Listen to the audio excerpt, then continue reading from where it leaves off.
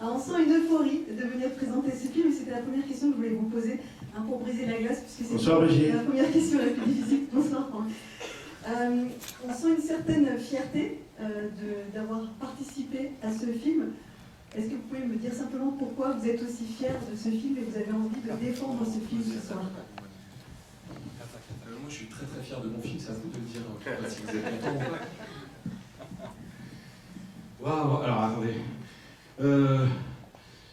Fier, heureux, content, oui bien sûr de participer à une aventure comme celle-ci. Moi j'ai été séduit d'entrée par le scénario et surtout l'univers de Farid, le ton qu'il a, l'amour qu'il a pour ses personnages et ses acteurs d'ailleurs aussi.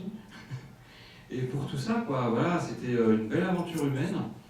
Et aussi pour le point de vue qu'il a sur je sais pas, sur aujourd'hui, sur ce qui se passe, comment on peut voir les choses, et voilà quoi. Moi j'étais très très fière de participer à ce film, et je ne sais pas si ça s'appelle de la fierté, mais en tout cas j'ai eu beaucoup de plaisir d'abord à découvrir le scénario de Farid, parce que comme on voit dans le film, je trouve qu'il aborde des thèmes de façon singulière, et c'est pourtant des thèmes qui ont été souvent traités de façon justement un peu plus lourde ou démago, et j'aime son humour, et j'ai adoré travailler avec lui, travailler avec Samy. Franck, malheureusement, on n'a pas eu beaucoup de scènes ensemble, enfin je m'en souviendrai, celle qu'on a eue, quand même, j'ai beaucoup ri alors que je devais rester sérieuse, donc c'était pas facile, j'allais voir tous les deux comme ça. Mais voilà, donc je suis contente de... Et puis alors, le premier film, c'est particulier aussi. Voilà, c'est émouvant, quoi. Voilà. Ton micro. Bonsoir. Eh bien moi, après Kaira et Pattaya, je voulais arrêter de faire des films avec des Arabes. Eh bien c'est loupé. Mais ceux-là sont un peu plus touchants. Moi, qu'est-ce que je peux dire? Oui, grâce à ça, t'as presque ton passeport algérien quand même. J'espère bien, je l'ai mérité, j'espère. Moi je suis peut-être le plus fier de tous, parce que moi j'ai pas l'habitude de faire des films aussi touchants et intelligents que ça. D'habitude quand je fais des films, les gens à la sortie, ils me parlent de la vanne qu'ils ont aimée, puis là je les vois sortir avec des yeux rouges et ils me prennent dans leurs bras, donc je suis vraiment super fier d'être dans ce film, et puis je rêvais de jouer avec Samy, vraiment, c'était mon acteur préféré avant de le connaître. Et... Non, voilà, vraiment, j'ai jamais été aussi fier d'être dans un film, donc je suis d'autant plus content d'être là ce soir. J'ai fait une fin de phrase qui tombait comme ça. C'était très beau, on sentait toute l'émotion, c'était très beau. Et non, mais je sais pas, peut-être que vous avez déjà des questions auxquelles on pourrait répondre. N'hésitez pas à... Ben voilà. Monsieur, qui a joué dans Game of Thrones. Vous avez pas vu, mais vous avez quand même ça. Tu arrêtes. D'abord, félicitations pour le film. Je voulais savoir, Samy et Franck, comment vous êtes préparés pour vos rôles, et quel est le plus gros défi sur ce film? Alors, je commence en attendant le micro. Je veux dire, la première chose que j'ai fait, c'est que j'ai demandé à la production de m'éloigner, Franck, sauf pour les prises à moteur, à couper. Il fallait qu'il recommence ça, sinon je partais, parce que c'est un boycott permanent. Et voilà. Non, ça s'est fait assez simplement, parce que... écoutez, pardon, il est d'une... Enfin, je sais pas, ça colle, quoi. Je veux dire, dans la vie, je peux vivre avec, ça peut être un pote sans problème, d'ailleurs, ça l'est devenu. Je crois que le scénario incitait à ça. Farid a un regard bienveillant sur chacun de ses personnages, sur son histoire, et d'emblée, du coup, je pense qu'on s'est glissé dans la peau de ces personnages-là, avec bien sûr la même bienveillance, mais aussi une espèce d'envie, une curiosité l'un de l'autre, et puis sincèrement, il n'en a pas fallu plus pour que la chimie prenne, et après, ça n'a fait qu'amplifier sur le plateau et sur le voyage qu'on a fait ensemble, quoi. Moi, ce que je peux dire, c'est que c'est c'est la première fois que, quand Farid, le metteur en scène, m'a dit qu'on allait faire des lectures avec Samy, je lui ai d'abord dit, s'il te plaît, viens, on fait des lectures que tous les deux, parce que j'avais très très peur vraiment que Samy se rende compte qu'il y avait un très gros écart de niveau de comédie entre lui et moi, donc j'avais vraiment très peur de ça. Donc on a d'abord fait des lectures avec Farid avant que je commence à rencontrer Samy. Et d'ailleurs, la première chose que je lui ai dit quand je l'ai rencontré, c'est bon, mec, je suis ultra fan de toi, j'ai ultra peur d'être nul, je te le dis, c'est bon, maintenant on peut commencer à travailler, mais au moins tu le sais, j'ai très très peur. Moi j'ai commencé avec des sketchs sur internet, donc jouer avec un mec qui a un prix d'interprétation à Cannes et un César, c'était très inquiétant pour moi. Donc j'espère que l'écart de jeu est pas trop flagrant. Et si c'est le cas, c'est grâce à Farido. Voilà. Non, mais ce qui s'est passé après, c'est que c'est vrai que Samy, il a cette force-là de... déjà, je pense qu'intéressant, c'est cette formation théâtrale qui fait qu'il rentre directement dans les rôles et qu'il bosse à fond les rôles, et que par exemple, au bout de 2 jours, il avait une doublure de ski qui était mon frère, en fait, qui a fait les Jeux Olympiques en 2006. C'était la doublure de Samy. Il y a une vraie ressemblance physique. Ils sont tous les deux grenoblois, ils sont tous les deux la même carrure. T'es un peu plus costaud que lui, peut-être. Et du coup, ils sont, voilà, il avait cette doublure-là. Au bout de 3 jours, Samy il avait plus besoin de doublure parce que c'était un acharné. Il faisait des allers-retours sur la piste de ski jusqu'au moment où il voulait bien skier, quoi, parce que ça faisait partie du personnage, et donc il était à fond dans cet entraînement-là. D'autant qu'on n'a pas eu de neige avant, donc les seuls entraînements qu'il a fait, c'était du ski à roulette. Pendant une semaine, il m'a dit le ski à roulette, pareil, je peux plus. Et en effet, la première fois qu'il est monté sur les skis sur la neige, c'était pour le départ de la Coupe du Monde qu'on a filmé en Italie. Parce qu'on n'avait pas de neige en France, donc on est parti en Italie. Puis après, on est allé en Autriche parce qu'on n'avait toujours pas de neige pour filmer les scènes de ski. Donc voilà, les belles scènes de ski que vous voyez, ça ressemble au Vercors, mais en fait, c'est l'Autriche. Et donc, Samy, il a bossé comme ça de son côté. Et d'un autre côté, il y avait Franck qui était tout dans l'humilité. C'est-à-dire qu'en effet, comme tu l'as dit, dès la première rencontre, il était dans l'humilité. En fait, au bout de 2 jours, vous étiez les meilleurs potes. Dans l'humilité, ensuite. Oui. à tel point qu'il fallait que de temps en temps je leur dise mais vous n'êtes pas Samy et Franck, vous êtes Sam et Stéphane, vous êtes des personnages, parce qu'en fait ils n'arrêtaient pas de se faire des blagues et de se charrier entre eux, il y a une espèce de complicité qui était presque trop à un moment, qu'il fallait que je calme tellement ils sont devenus potes, quoi. Voilà. D'ailleurs, en parlant de complicité, à tel point que vous avez invité Samy à faire une petite apparition dans Pattaya. Exactement. C'est de là que cette collaboration est née, c'est parce que vous êtes bien entendu sur ce film. Oui, exactement. Bah, d'abord, c'était moi, j'aurais jamais osé proposer à Samy de venir faire un truc qu'il a jamais fait de sa vie, je crois, c'est-à-dire de venir faire un jour dans un film à mettre des coups de ceinture à Malik Bentala de toutes ses forces. Il a l'habitude de faire des choses un peu plus profondes que ça. Donc j'en profite pour te remercier d'avoir accepté de faire ça. Mais pour moi, c'était tellement classe dans mon film un peu fou, un peu con, d'avoir un Samy Bouajila, c'était quand même la classe ultime, et ça relevait un peu le niveau de mon film, j'espère.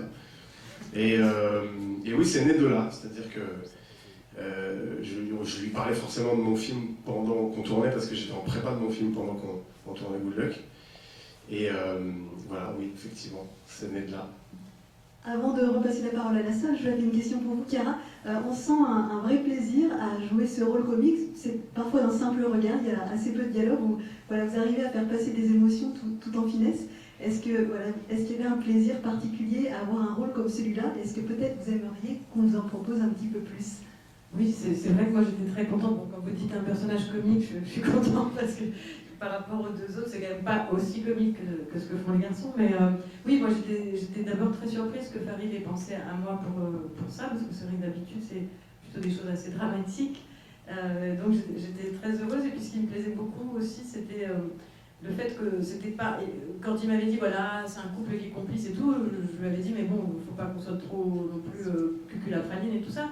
Et Farid m'avait dit non, c'est ça qui est bien, c'est qu'en fait, il y aura des moments où même entre eux, il peut y avoir des frictions, des choses comme ça, mais ce sera jamais la femme enceinte qui est là à dire voilà, moi je suis enceinte, les hormones, les trucs. Il n'est pas du tout tombé dans ces clichés-là, et quand bien même il y a des frictions entre eux, ça se termine toujours par un sourire, on sent que de toute façon, quoi qu'il advienne, la fille est à ses côtés, quoi.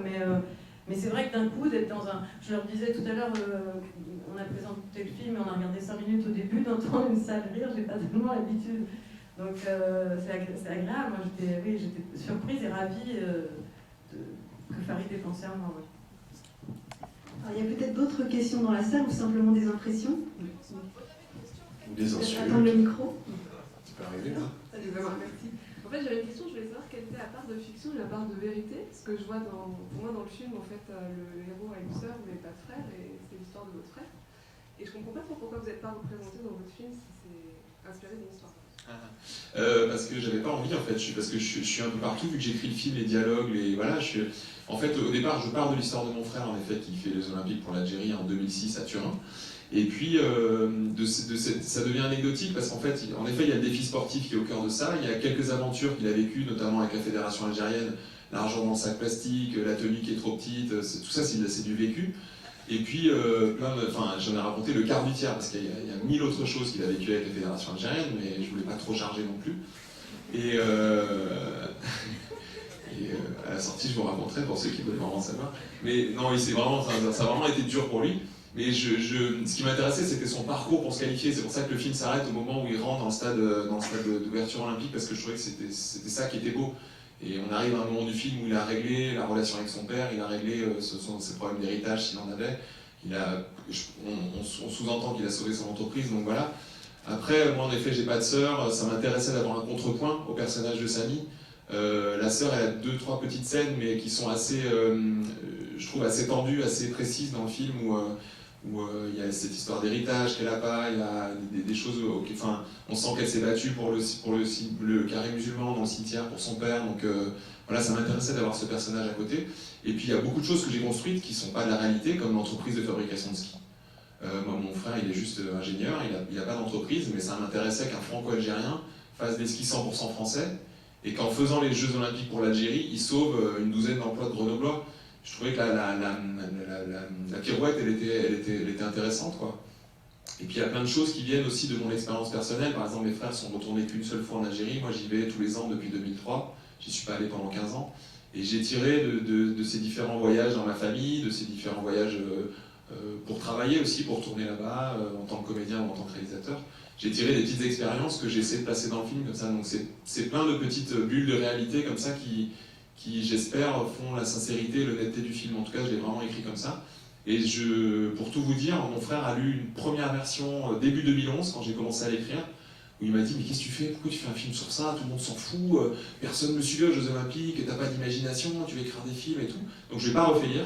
Jusqu'à 15 jours avant le tournage, je l'ai appelé en lui disant « Écoute, le film va se faire, on commence dans 15 jours et tu fais la doublure de Samy Bouajila, donc lui le scénario. » Je lui ai envoyé le scénario et 15 jours après, il était sur le plateau avec nous, il nous a suivis en Autriche et ça a été fou, et c'est encore fou pour lui aujourd'hui de faire les avant-premières, de se rendre compte que son aventure a pris une dimension tout autre, quoi. Parce qu'il y a plein de choses qui sont ouvertes, quoi.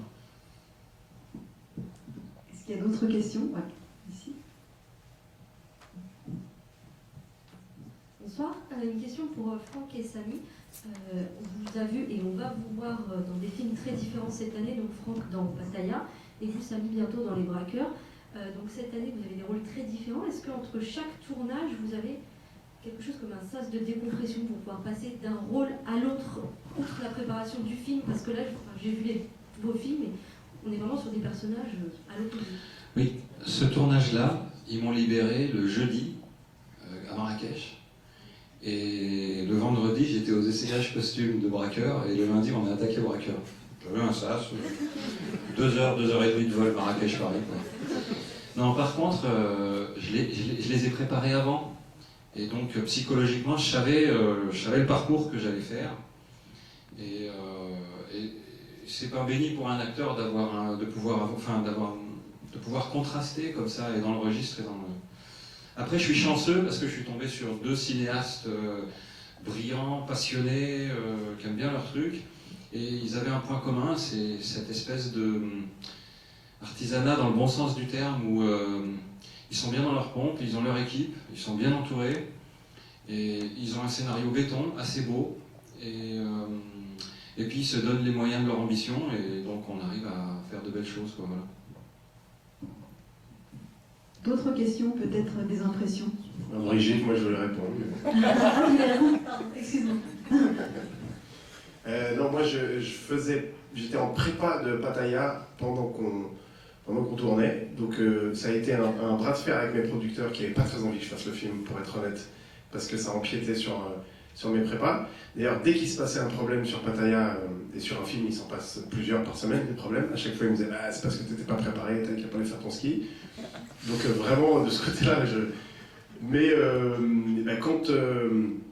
parce que j'ai aussi fait des allers-retours en Thaïlande pendant qu'on était dans les périodes du film. Mais en fait, moi, je débute un peu, donc j'ai pas de technique. La seule chose que je faisais, c'est quand j'arrivais sur le tournage de Good Luck, je pensais plus à Pattaya, quoi. Alors des fois, je prenais le téléphone et je me faisais engueuler par le réalisateur parce que j'avais mon téléphone. Mais il n'y avait pas d'autre solution, quoi. Je laissais Pattaya, d'autant plus que c'est un film que je réalisais, donc forcément, j'étais très pris dans mon truc. Mais quand j'étais avec eux, je pensais plus qu'à ce film-là, quoi. J'ai terminé, Brigitte. J'ai tellement peur qu'il y ait un blanc, voilà. Bon, est-ce qu'il y a... Voilà, on va éviter ce blanc s'il y a une autre question, voilà. Bon, bonsoir, je voudrais savoir, est-ce que vous êtes devenu fan de ce qu'ils font ou c'est plus la peine de vous en parler du tout? Tous les deux. Moi, Tu sais moi, pas ce que c'est, je sais toujours pas trop ce que c'est, ce qu'ils font. Vous savez que c'était quelqu'un qui était déguisé en moi, mais moi j'en ai presque pas fait du ski. Parce que moi j'avais jamais été au ski de ma vie en fait. Et la première fois que j'ai fait du ski, c'est pour m'entraîner quelques jours avant de faire le film, où ils se sont dit donc on va donner des cours à Franck, et puis comme ça il va faire le rôle. Puis on a fait 2-3 heures, ils ont dit non, on va prendre plutôt tout de suite une doublure. Et voilà, donc moi c'est... Non, le ski, non merci, je vais faire de la luge. Il y a la scène où, où Samy s'énerve, il jette ses skis dans la neige, là, où Franck a une super posture, comme ça il regarde dans un machin. En fait, il faut savoir que cette posture, c'est moi qui ai positionné Franck, l'épaule là, le mollet là et tout, il fallait surtout pas qu'il bouge, sinon il allait tomber, quoi. Donc il est resté comme ça, et c'est pour ça qu'il est statique un peu. Moi j'ai même mieux comme anecdote. J'ai souvenir que Farid lui dit non mais trouve une attitude sportive, enfin fais un truc. Et Franck il était comme un footballeur, il fait. Il était super sérieux. C'était génial quoi.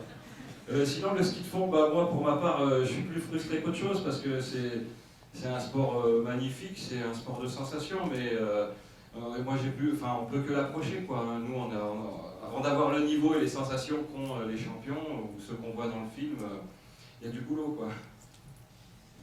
C'est vrai qu'on était tous hyper impressionnés là, quand on voyait le départ d'une des courses où il y a Samy qui fait une tête comme ça, la toute première course. C'est pour de vrai en fait. On avait des champions autrichiens qui faisaient partie de l'équipe d'Autriche olympique et le premier départ qu'ils prennent, ils volent au-dessus de la neige. Et en fait, c'est hyper impressionnant quoi. C'est vraiment, on les a vus partir, donc c'est c'est des années de métier pour arriver là quoi. Et moi j'étais derrière avec les caméras, plus les gens qui regardent, mais il y avait au moins de là au mur là-bas à faire quoi. Plus un virage à négocier. Les mecs, ils le négociaient, mais on les voyait disparaître comme ça, fondre dans le truc. Moi, ils ont eu le temps de me voir, j'ai me m'y remettre. Bon, puis il fallait refaire la prise après. Ça, c'était le plus dur à gérer, quoi. Donc, globalement, toutes les scènes qu'on voyait dans le film, de face, c'est Samy, de dos, c'est mon frère, avec la même tenue, du coup. Et les scènes de loin, où le ski est très linéaire, très beau, comme ça, très souple, c'est pour garder la poésie quand même du ski de fond, c'est mon frère qui les fait.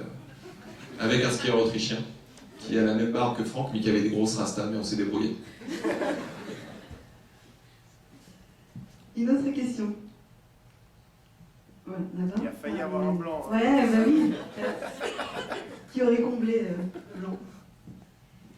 J'ai beaucoup apprécié la manière, avec la justesse avec laquelle vous décrivez les rapports France-Algérie qu'on peut avoir pour décrire justement ça. Et j'aurais souhaité savoir si vous avez obtenu les partenariats de l'Algérie ou pas du tout. On les a pas cherchés en fait. D'accord.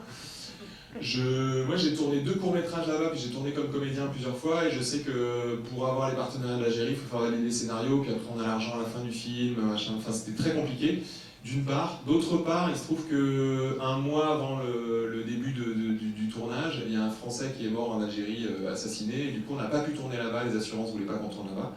Donc du coup on a dû tourner au Maroc une grande partie du film. Ce qui est un grand regret pour moi parce que j'aurais bien aimé travailler avec des équipes algériennes et techniciens et comédiens pour essayer de faire revivre et d'aider à revivre ce cinéma-là. Mais le Maroc, ça s'est super bien passé, enfin, les techniciens étaient super et tout, mais du coup ça a impliqué beaucoup de travail derrière en post-production, rajouter des sons, aller chercher des chants algériens, les dialogues algériens dans la maison, puis même sur place, le taxi qu'on a dû repeindre en jaune, puis après rendre à son propriétaire en le repeignant en marron. Quand on tourne dans une rue à Marrakech, on va changer toutes les plaques d'immatriculation avec des drapeaux algériens, avec les Marocains qui viennent, qui font « Qu'est-ce que tu fais à ma voiture là, tu mets des drapeaux algériens ?» Donc voilà, c'était très compliqué. On avait un coach qui coachait les Marocains pour qu'ils parlent vraiment en algérien. Alors après, bien sûr que les Algériens reconnaîtront que c'est tourné au Maroc, mais on a essayé au maximum de faire en sorte que ça paraisse être en Algérie. Et voilà, on est quand même retourné donc 3 mois plus tard, puisque Samy, on a fini le vendredi matin et il allait tourner braqueur, donc il s'est rasé la tête, on a attendu que ses cheveux repoussent, et 3 mois plus tard, on a fait une journée à Alger pour quand même situer l'action à Alger. Voilà, parce que c'était beau, enfin c'était fort, puis ça faisait partie du défi du film d'avoir et les oliviers et Alger, et d'un autre côté la neige et la Savoie, et de montrer ces deux paysages, ces deux vies coupées en deux, quoi, entre ces deux pays. Je crois qu'il y a une question devant. Je vais passer le micro.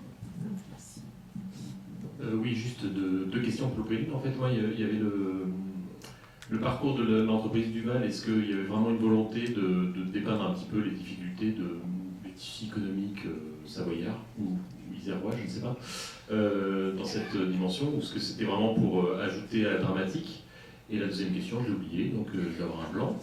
Je vais répondre à la première maintenant. Voilà. Alors c'est pour en effet rajouter à un ancrage en fait. Je trouvais ça vraiment, comme je disais tout à l'heure, un franco-algérien qui fait des skis 100% français. Je trouvais que la symbolique était forte, quoi, avec tous les débats qu'on a actuellement dans notre société qui sont de pire en pire, de plus en plus clichés. J'avais vraiment voulu un film qui non seulement passe à côté des clichés, mais raconte autre chose, quoi, une autre immigration, une autre forme d'immigration.